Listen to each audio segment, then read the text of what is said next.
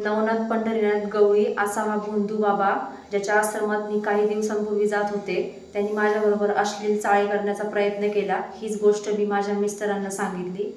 त्यांनी मग माझ्या मिस्टरांनी मला विश्वासात घेऊन पोलीस कंप्लेंट केली, पण ह्याच्यावर कोणतीही न्यायालयीन कंप्लेंट झालेली नाहीये, कारवाई झालेली नाहीये।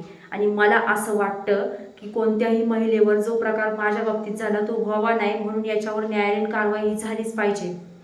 याचं हे आश्रम चांडवली येथे आहे, शिवदत्त आश्रम म्हणून। ह्याला सगळे मामा मामा म्हणून बोलतात आणि याचे भोंदूगिरीचे प्रकार अजूनही चालू आहेत। बायकांची वारी उठवतो आणि बायकांना वशमध्ये करून घेतो आणि त्यांच्याबरोबर अश्लील चाळे करण्याचा प्रयत्न करतो। हा याचे गुंड पाठवतो, माझ्या मिस्टरांना धमकवतो।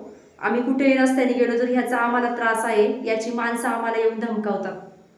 त्यामुळे ह्याची कारवाई झालीच पाहिजे। अजूनही याच्यावर कोणतीही कारवाई झालेली नाहीये। तर मला असं वाटतं की मला न्याय मिळावा आणि माझ्यासारख्या असंख्य महिलांना ह्याच्यापासून लांब ठेवावं, ह्याला शिक्षा झालीच पाहिजे, माझी एवढीच इच्छा आहे।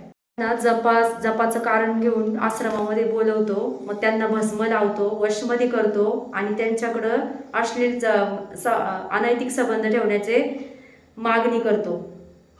असा हा भोंदू, याला चांगलीच शिक्षा झाली पाहिजे, कडक। खरातचं जे प्रकरण झालं त्याच्यावरून आता आम्हाला विश्वास पटलेला आहे की या देशामध्ये कायदा हा आहे अजूनही जिवंत। त्यामुळे या नराधमाला शिक्षाही झालीच पाहिजे। यांनी असंख्य महिलांना छळलं आहे, असंख्य महिलांची घरं उद्ध्वस्त केलेली आहेत।